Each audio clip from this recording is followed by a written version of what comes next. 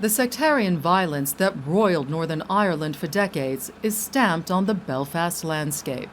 Across this capital city, murals commemorate the more than 3,500 people killed during the conflict known here as the Troubles. We're going to head first to the Shankill Road. Peter Hughes is our guide.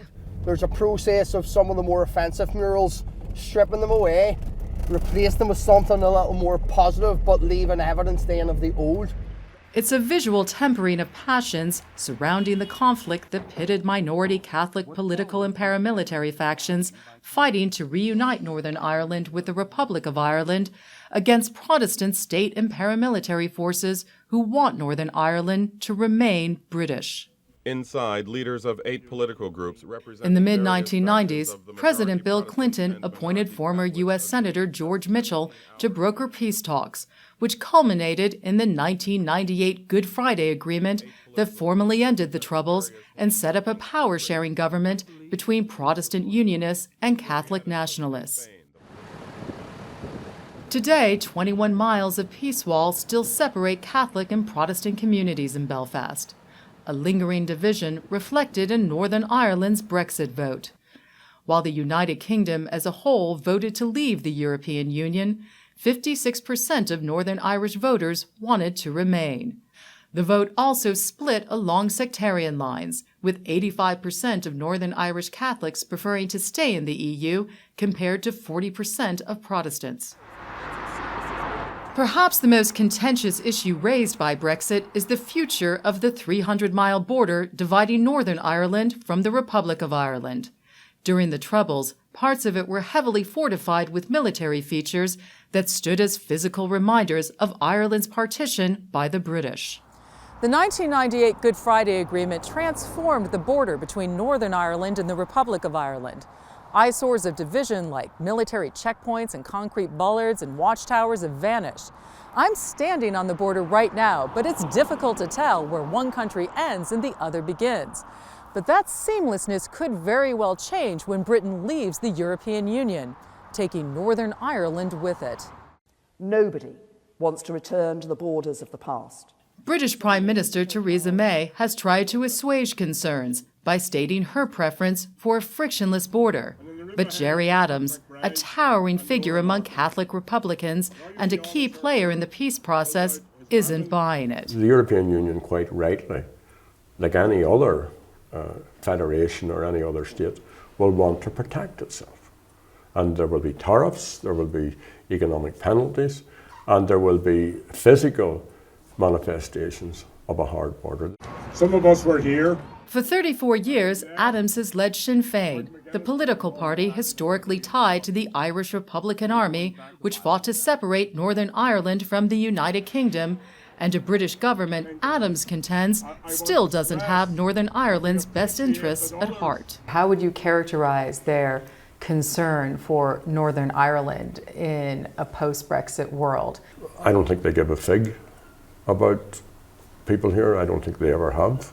Sinn Fein is calling for a referendum on reuniting Ireland, but the immediate demand is for the British government to support granting Northern Ireland a special status to stay in the EU.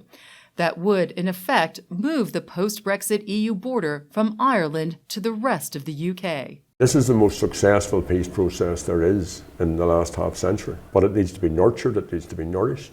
So the sensible, decent thing for a British Prime Minister to do is to go for the principle of a special deal for the North within the European Union, a special designated status. Thank you, Mr. Speaker. But Prime Minister May's government calls special status for Northern Ireland the, quote, wrong approach.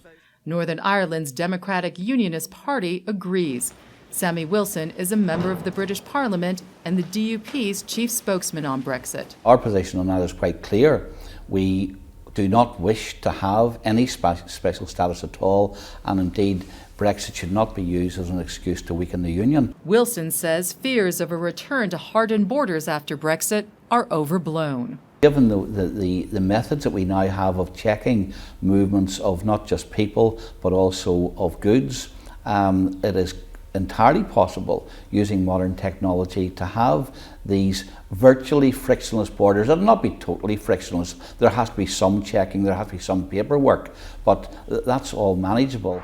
Wilson also dismisses the notion that Brexit could undermine peace. And I'm fairly sure that at the end of this process, we will be wondering what was all the fuss about. The Brexit rift between Northern Ireland's two largest political parties is unfolding at a time of changing demographics and growing political turbulence. A 2011 census showed the Protestants now comprise less than half the population of Northern Ireland, 48%, while the share of Catholics has risen to 45%.